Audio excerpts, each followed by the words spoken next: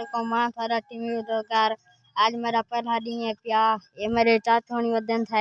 आज मैं थोड़ा अपना माल दिखना पिया। ये मेरी कुत्ती पहिए थी। ये मेरा महल खड़े थिया। उडो उडो एक खंबा खड़े मेरा बालन खड़े थिया। क्या ए माल कुने पानी कलामी ये मेरा थाल पाए थिया। एक खंबा खड़े तो मीटर लाए से ए चलो क्या ए हाँ आप वदां थिया। ए मेरी गां खड़ी है।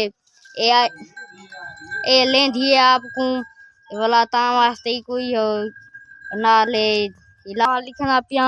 ए मेरी गां खड़ी है थई। ए आपको लेंधी है ता वास्ते दी चेट काठा बांध नीचे से ए बिडो बई गां खड़ी है थई। ए माए दो ये थाल पाए थिया। दो मोटरसाइकिल खड़े मेरा ए दो सरिंग खड़न था मेरे। ए दो गां खड़ी है थई। ये वच्छा खड़े दो मेरा भेरा बैठन थिया। ए दो बई ठाकुरे दो मारी खड़ा पिया। ए दो हवेली खड़ी है थई। अच्छा ठीक है ओके।